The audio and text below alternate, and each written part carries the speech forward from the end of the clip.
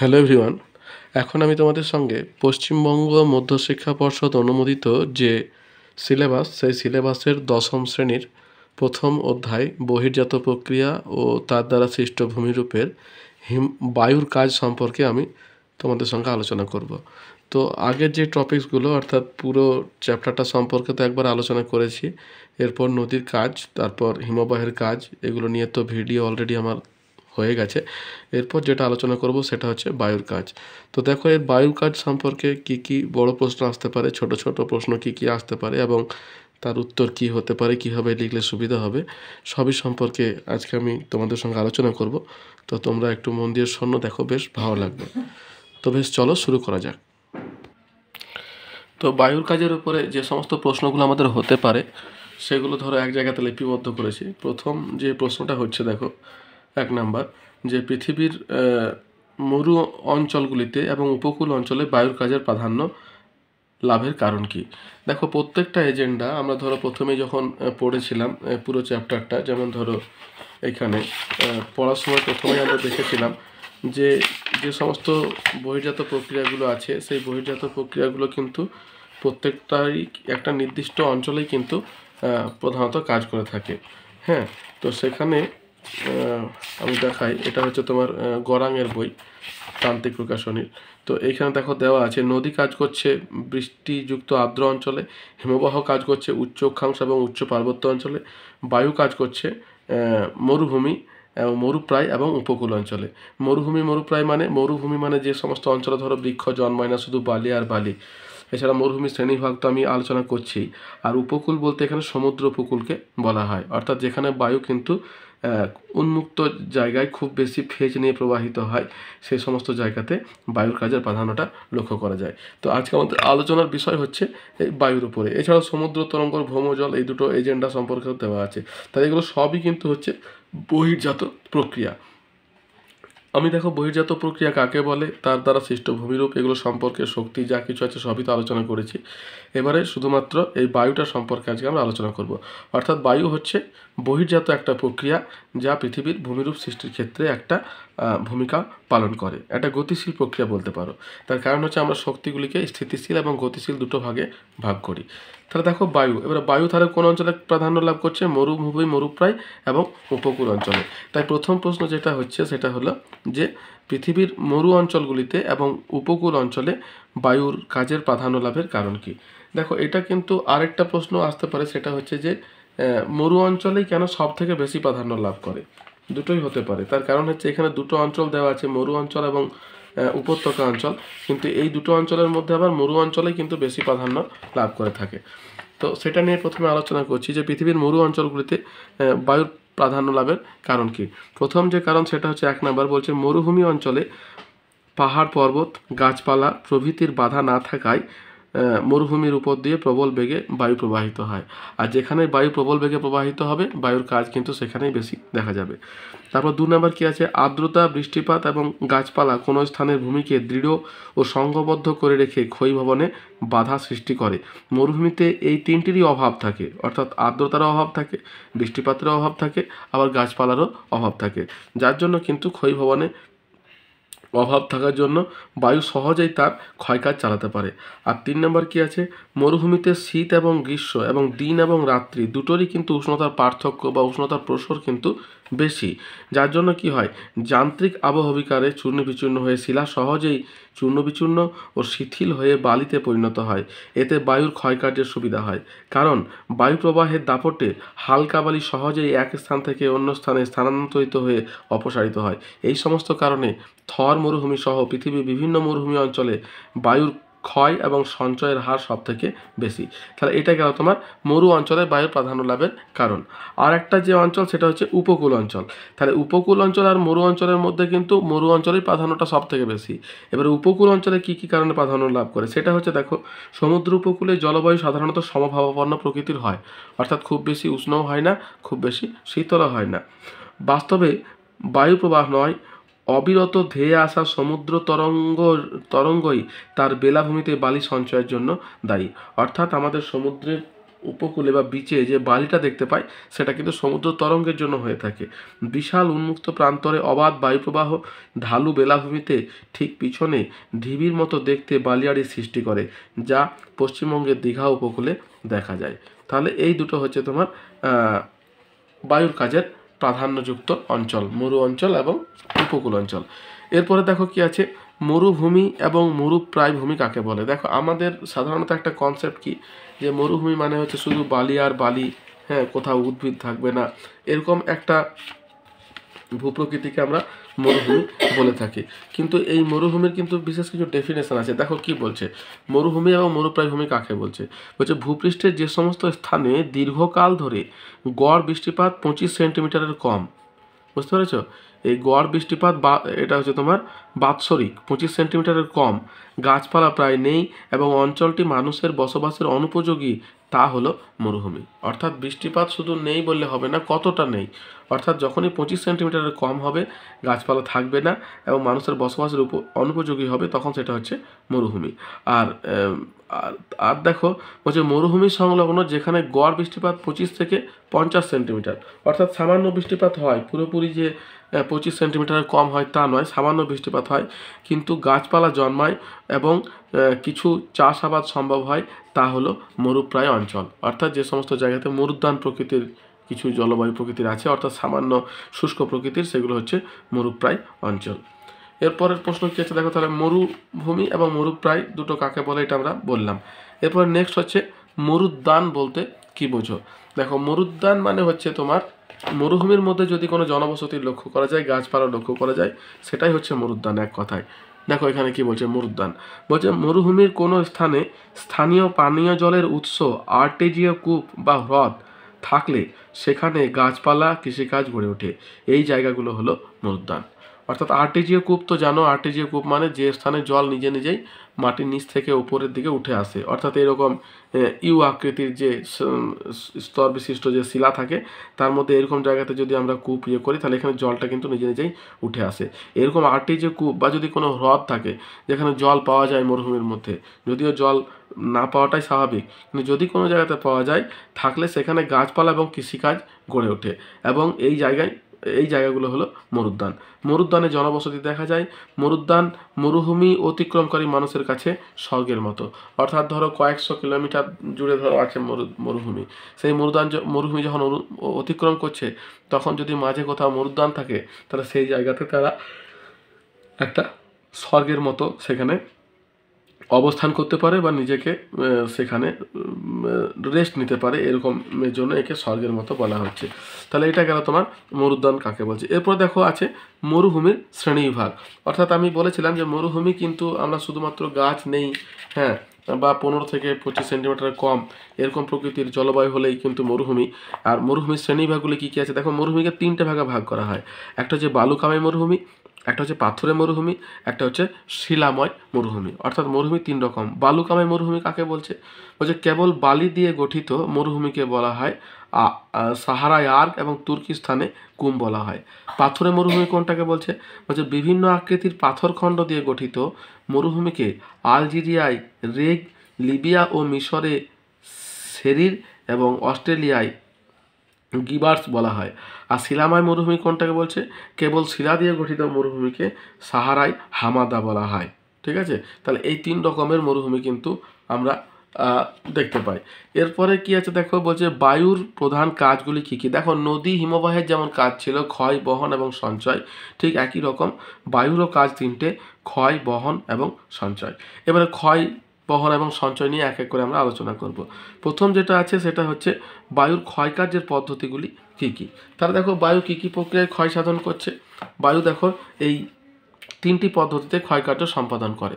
প্রথম পদ্ধতিটা কি বলছে, অবঘর্ষ, তারপর একটা হচ্ছে ঘর্ষণ, তারপরে বলছে অপসারণ বা অপবাহন, ঠিক আছে, দুটো জিনিসই কিন্তু একই।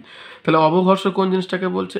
বলছে মরু অঞ্চলে বায়ুর সাথে বাহিত বালি অতি ক্ষুদ্র প্রস্তরখণ্ড শিলাস্তরের উপরে আছড়ে পড়ে এবং শিলার উপর আঁচড় কাটা দাগ, গভীর ক্ষত, মৌচাকের মতো দাগ, অসংখ্য গর্ত সৃষ্টি হয়, একে বলা হয় অবঘর্ষ।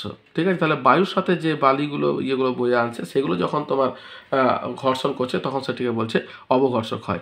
বালির মধ্যে থাকা কঠিন কোয়ার্জ কণা অবঘর্ষ প্রক্রিয়াকে ত্বরান্বিত করে।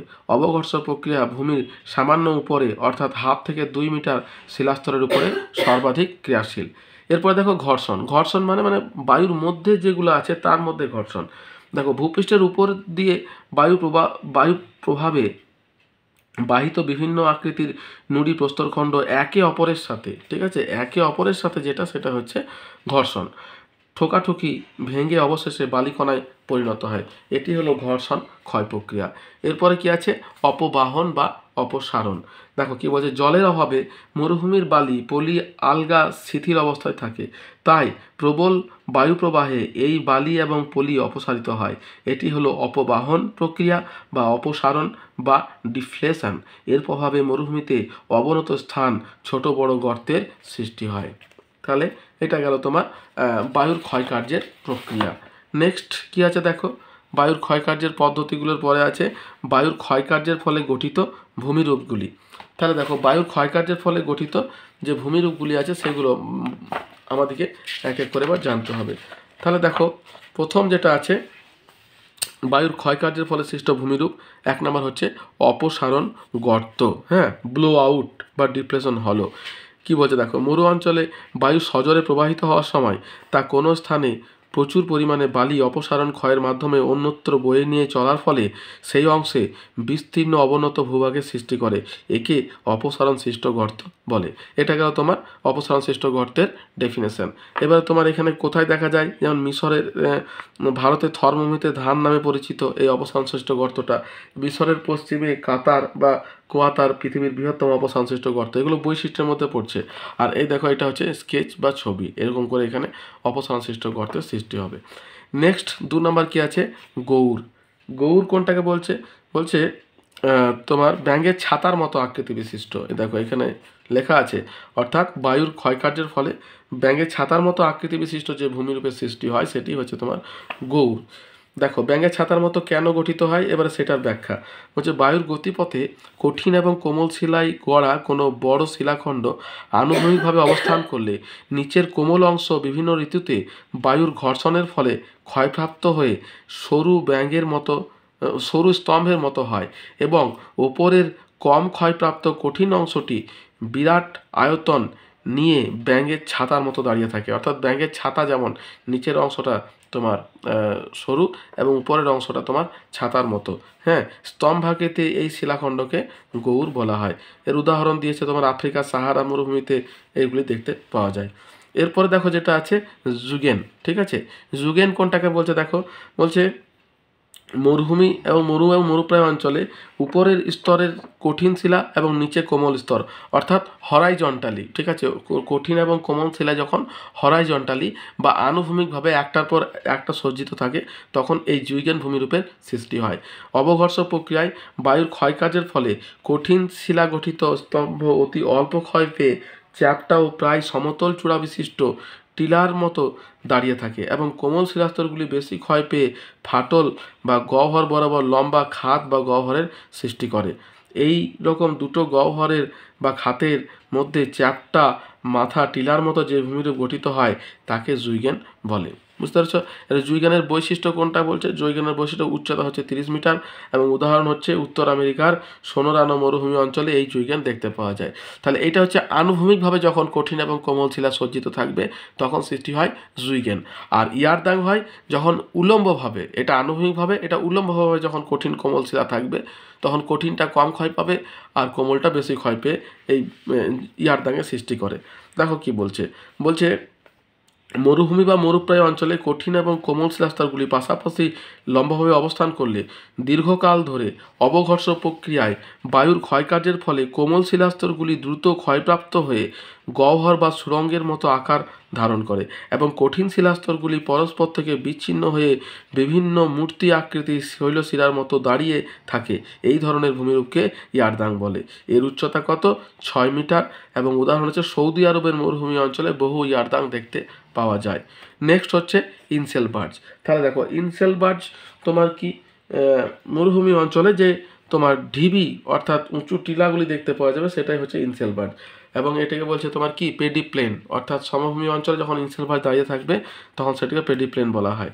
দেখো মরুভূমি বা মরুপ্রায় শুষ্ক অঞ্চলে বায়ুপ্রবাহ ও অস্থায়ী জলধারা বা ওয়াদি মিলিত ক্ষয়কাজের ফলে অনেক সময় এই সব অঞ্চলে স্থানে স্থানে কঠিন শিলায় গঠিত অনুচ্চ ক্ষয়ীভূত পাহাড় টিলার আকারে বিক্ষিপ্তভাবে দাঁড়িয়ে থাকতে দেখা যায়। এই সব অনুচ্চ টিলাকে ইনসেলবার্জ বলে। বৈশিষ্ট্য কি? যুগ যুগ ধরে ক্ষয় পেয়ে এইসব টিলার মতো পাহাড়ের উচ্চতা খুব কম, পাহাড়ের গায়ের ঢাল খুব বেশি, তার গাত্রভাগ হয় মসৃণ, দেখতে গোলাকার হয়। উদাহরণ আফ্রিকার কালাহারি মরুভূমিতে অসংখ্য ইনসেলবার্জ ভূমিরূপ দেখতে পাওয়া যায়। দেখো এগুলো হচ্ছে তোমার ইনসেলবার্জের উদাহরণ। তাহলে এই হলো তোমার বায়ুর ক্ষয়কার্যের ফলে গঠিত এই 5টি ভূমিরূপ দেখতে পাওয়া যায়। ঠিক আছে, অপসারণ সৃষ্ট গর্ত, গৌর, ইয়ারদাং, জুইগেন এবং ইনসেলবার্জ। এরপর দেখো এখানে তারপরই মনে হয় কি দেওয়া আছে, আমাদের এত দূর পর্যন্ত হয়েছে, সচিত্র বর্ণনা দাও। এরপর দেখো যেটা দেওয়া আছে ইয়ারদাং এবং জুইগেনের মধ্যে পার্থক্য। আমি দেখো পড়ানোর সময় বলেছিলাম যে ইয়ারদাং হচ্ছে যেটা আনুভূমিকভাবে যখন কঠিন এবং কোমল শিলা সজ্জিত হয়ে যে ভূমিরূপটা গঠন করছে সেটা ইয়ারদাং, আর উলম্ব থাকলে সেটা হচ্ছে জুইগেন। সেই রকমই এখানে পার্থক্য কি আছে দেখো, এটা হচ্ছে তোমার পর্যায়ক্রমে লম্বভাবে অবস্থান করছে ইয়ারদাং, আর আনুভূমিকভাবে অবস্থান করছে তোমার জুইগেন। ইয়ারদাং এর মাথা ছোচালো আর এর মাথা হচ্ছে চ্যাপ্টা প্রকৃতির। এর উচ্চতা কম, প্রায় 7 মিটার, আর এর উচ্চতা প্রায় 40 মিটার। ইয়ারদাং দুদিকে অসম ঢালযুক্ত হয় আর জুইগেন কিন্তু সমান ঢালযুক্ত হয়। শিলাস্তরের সমান্তরালভাবে বায়ু প্রবাহিত হয় আর সুনির্দিষ্ট দিক থেকে বায়ু প্রবাহিত হয় না। এই হচ্ছে ইয়ারদাং এবং জুইগেনের মধ্যে পার্থক্য। নেক্সট কি আছে দেখো, বায়ু কোন কোন, আচ্ছা এত দূর পর্যন্ত কিন্তু ক্ষয় কাজ আমাদের শেষ হলো। এরপর বলছে বায়ু কোন কোন প্রক্রিয়ায় বহন কার্য সম্পাদন করে। ঠিক দেখো যেমন ক্ষয় কার্য সম্পাদন করছিল, বহনও কিন্তু সম্পাদন করছে 3টি পদ্ধতির মাধ্যমে। কি কি পদ্ধতি? প্রথম যে পদ্ধতি সেটা হচ্ছে ভাসমান প্রক্রিয়া। আচ্ছা এখানে বলে রাখি, বহন প্রক্রিয়ার যে পদ্ধতিগুলো আছে এটা কিন্তু যে জিনিসটা বাহিত হবে তার আয়তনের ওপর নির্ভর করে। যেমন ধরো খুব সূক্ষ্ম যদি হয় তখন সেটা ভাসমান প্রক্রিয়ায় বাহিত হবে, যদি একটু বড় হয় তখন লম্ফদান প্রক্রিয়ায়, আর তার থেকেও বড় হলে তখন সেটা গড়ানো প্রক্রিয়ায় বাহিত হবে। অর্থাৎ বায়ু সেটাকে উড়াতেও পারছে না, আবার লাফিয়েও নিয়ে যেতে পারছে না, গড়িয়ে নিয়ে যাচ্ছে। তাহলে দেখো প্রথম যেটা আছে ভাসমান প্রক্রিয়া। ভাসমান প্রক্রিয়া কি বলছে? প্রবল বায়ু প্রবাহে মরু অঞ্চলের বালি, ধূলিকণা প্রভৃতি অতি সূক্ষ্ম কণা বায়ুতে ভাসমান অবস্থায় এক স্থান থেকে অন্য স্থানে বায়ুত হয়। তাহলে প্রবল সূক্ষ্ম। এরপর লম্ফদান বলছে এই প্রক্রিয়া অপেক্ষাকৃত বড় বা ভারী শিলাখণ্ডগুলি বায়ু তাড়িত হয়ে ভূমিতে ধাক্কা খেতে খেতে লাফিয়ে সামনের দিকে এগিয়ে চলে। আর সবশেষে কি আছে? সবশেষে আছে গড়ানো প্রক্রিয়া। বলছে এই প্রক্রিয়ায় অপেক্ষাকৃত বড় বালিকণা ও পাথর খণ্ডগুলি ভারী হওয়ায় বাতাসে ভেসে থাকতে না পেরে প্রবল বায়ু প্রবাহের টানে ভূমির সাথে গড়িয়ে এক স্থান থেকে অন্য স্থানে বাহিত হয়। বায়ুর বিভিন্ন বহন প্রক্রিয়ার মাধ্যমে লম্ফদান প্রক্রিয়ায় সবচেয়ে বেশি পরিমাণ বালি মরুভূমির এক স্থান থেকে অন্য স্থানে বাহিত হয়। ঠিক আছে, তাহলে এটা গেল তোমার বায়ুর বহন কাজ। নেক্সট কি আছে দেখো, বহন প্রক্রিয়া সম্পাদন করে বায়ু কোন কোন প্রক্রিয়া এতদূর পর্যন্ত হয়েছে। এরপরে আমাদের করতে হবে বায়ুর সঞ্চয় কাজের পদ্ধতিগুলি লেখো। তাহলে বায়ুর সঞ্চয় কাজের পদ্ধতি কি কি আছে দেখো, বায়ু সঞ্চয় করছে 3টি পদ্ধতিতে, এটাও কিন্তু আয়তনের উপরই নির্ভর করে। হ্যাঁ, প্রথম যে পদ্ধতি সেটা হচ্ছে তোমার থিতানো প্রক্রিয়া। থিতানো প্রক্রিয়া কোনটাকে বলছে? বায়ুবাহিত বালি দীর্ঘদিন ধরে ধীরে ধীরে সঞ্চিত হলে তাকে থিতানো প্রক্রিয়া বলে। অর্থাৎ ঠিক যেমন আমাদের জলে কোনো একটা জিনিস পড়লে সেটা থিতিয়ে যায় নিচের দিকে, সেই পদ্ধতিটা বলছে। এরপরে কি আছে উপলেপন প্রক্রিয়া। উপলেপন কোনটা বলছে? বালিকণা গড়াতে বা লাফাতে দূরে গিয়ে সঞ্চিত হলে তাকে বলছে উপলেপন প্রক্রিয়া। আর সবশেষে আছে অধিগ্রহণ প্রক্রিয়া। অসমতল ভূপৃষ্ঠে বালি আটকে গিয়ে সঞ্চিত হলে তাকে বলছে অধিগ্রহণ প্রক্রিয়া। তাহলে এই 3টে পদ্ধতিতে কিন্তু তোমার বালি সঞ্চয় পদ্ধতি করে থাকে। এরপরে দেখো কি আছে, বহন হলো, সঞ্চয়ের পদ্ধতিগুলো হলো। এরপরে কি আছে আমাদের, যে বায়ুর সঞ্চয় কার্যের ফলে গঠিত ভূমিরূপগুলির বর্ণনা দাও। তাহলে দেখো, বায়ুর সঞ্চয় কার্যের ফলে কিন্তু ভূমিরূপ যেগুলো আছে সেগুলো কিন্তু একটাই ভূমিরূপ, সেটা হচ্ছে বালিয়াড়ি। হ্যাঁ, আমরা কিন্তু যতগুলো রূপ জানবো সেগুলো সবই কিন্তু বালিয়াড়ি এক একটা রূপ, অর্থাৎ অনুদৈর্ঘ্য বালিয়াড়ি বলো, শিব বালিয়াড়ি বলো, লোয়েস বলো, সবই কিন্তু বালিয়াড়ির রূপ। তাহলে দেখো, এখানে প্রধান ভূমিরূপ এখানে 1 নাম্বার দিয়েছে বালিয়াড়ি, আর 2 নাম্বার দিয়েছে এখানে লোয়েস সমভূমি। এই দেখো, 2 নাম্বার দিয়েছে লোয়েস সমভূমি, কিন্তু দুটোই বালিয়াড়িরই রূপ। এবার দেখো, বালিয়াড়িকে কত ভাগে ভাগ করছে বা বালিয়াড়ি কাকে বলে। দেখো, বালিয়াড়ি কোন জিনিসটাকে বলছে আমাদের প্রথমে পরিষ্কার করতে হবে, যে বিস্তীর্ণ স্থান জুড়ে থাকা উঁচু এবং দীর্ঘ বালির স্তূপকে বলছে বালিয়াড়ি। বুঝতে পেরেছো? তাহলে মরুভূমি ছাড়াও সমুদ্র উপকূলেও বালিয়াড়ি দেখা যায়। মরুভূমিতে বায়ুর অবক্ষেপণ এবং উপকূল অঞ্চলে সমুদ্র এবং বায়ু উভয় মিলিত কাজের জন্য দায়ী। এবারে বালিয়াড়ি বলছে আকৃতি অনুসারে বালিয়াড়িকে দুটো ভাগে ভাগ করছে, একটা তির্যক বালিয়াড়ি বা বারখান। ঠিক আছে, তির্যক বালিয়াড়ি বা বারখান। তাহলে তির্যক বালিয়াড়ি কোন জিনিসটাকে বলছে, বালিয়াড়ির একটি বিশেষ শ্রেণী হলো বারখান, অর্থাৎ অর্ধচন্দ্রাকৃতি। এই যে বালিয়াড়িটা দেখতে পাচ্ছ, অর্ধচন্দ্রাকৃতির যে বালিয়াড়ি, এই বালিয়াড়িটাকে কিন্তু বলছে তোমার বারখান বালিয়াড়ি। এটা কিন্তু গুরুত্বপূর্ণ, এটা অনেক সময় টিকা আকারেও আসে যদি ধরো বড় প্রশ্ন না আসে।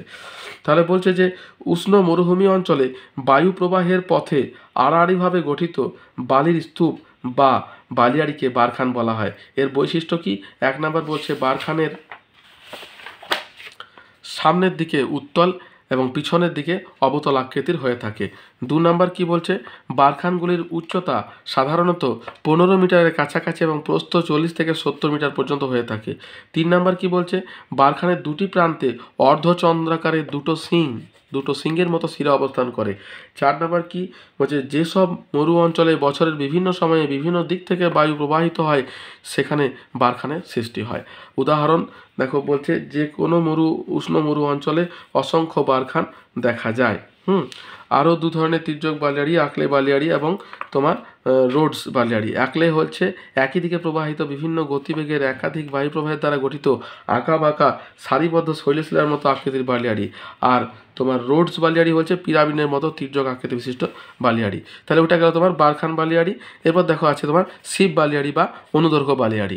অনুদৈর্ঘ্য বালিয়াড়ি বা শিব বালিয়াড়ি কাকে বলছে, বায়ুর গতিপথের সঙ্গে সমান্তরালভাবে, এই দেখো সমান্তরালভাবে এরকম করে যখন বালিয়াড়িগুলো সৃষ্টি হবে, সমান্তরালভাবে বালির স্তূপ গঠিত হয়, তখন তাকে অনুদৈর্ঘ্য বালিয়াড়ি বলে। অনুদৈর্ঘ্য বালিয়াড়ির মধ্যে যেগুলি আকারে বেশ সংকীর্ণ কিন্তু লম্বা, তাদের বলছে শিব বালিয়াড়ি। ঠিক আছে, এবার দেখো শিব বালিয়াড়ি এবং অনুদৈর্ঘ্য বালিয়াড়ি বলা হলো। এবারে উদাহরণ বলবে। উদাহরণ হচ্ছে দক্ষিণ পশ্চিম মৌসুমী বায়ুর গতিপ্রবাহ দ্বারা নিয়ন্ত্রিত হয় বলে থর মরুভূমি অঞ্চলে অনুদৈর্ঘ্য বালিয়াড়িগুলি উত্তর পূর্ব দিক থেকে এবং দক্ষিণ পশ্চিম দিক থেকে পরস্পর সমান্তরালে বিস্তৃত হয়ে থাকে। তাহলে এটা গেল তোমার বারখান এবং অনুদৈর্ঘ্য বালিয়াড়ি। এরপরে 2 নাম্বার যেটা আছে সেটা হচ্ছে তোমার লোয়েস সমভূমি কাকে বলছে। তাহলে লোয়েস সমভূমি কি বলছে, বায়ুর পরিবহন এবং অবক্ষেপণের একটি উল্লেখযোগ্য উদাহরণ হলো লোয়েস সমভূমি। লোয়েস কথাটির অর্থ স্থানচ্যুত বস্তু। 0.05 মিলিমিটার এর কম ব্যাসযুক্ত অতি সূক্ষ্ম বালির ও মাটির কণা বায়ুর দ্বারা পরিবাহিত হয়ে দূরবর্তী কোনো নিচু স্থানে সঞ্চিত হয়ে যে সমভূমি গঠন করে তাকে লোয়েস সমভূমি বলে। কখনো কখনো মরুভূমির বালি বায়ুর দ্বারা অপসারিত হয়ে পার্শ্ববর্তী কোনো উর্বর কৃষিভূমিকে ক্রমশ ঢেকে ফেলে জমিটির উর্বরতার শক্তি নষ্ট করে দেয় এবং ধীরে ধীরে কৃষি জমিটিকে মরুভূমি গ্রাস করে ফেলে। উদাহরণ হিসাবে মধ্য এশিয়ার গোবি মরুভূমি থেকে শীতকালীন উত্তর পূর্ব মৌসুমী বায়ু বাহিত বিপুল পরিমাণে বালি এবং মাটি কণা উত্তর চীন হোয়াংহো নদীর অববাহিকায় দীর্ঘদিন ধরে সঞ্চিত হয়ে সেখানে লোয়েস সমভূমির সৃষ্টি করেছে। এটা কিন্তু একটা একমাত্র উদাহরণ, আমি প্রথম থেকে এটা কিন্তু পড়ে আসছি। তাহলে এটা গেল তোমার বালিয়াড়ি এবং লোয়েস সমভূমি। এরপর দেখো কি আছে, অনুদৈর্ঘ্য বালিয়াড়ি বা শিব বালিয়াড়ি এবং তির্যক বালিয়াড়ি বা বারখান বালিয়াড়ির মধ্যে পার্থক্য।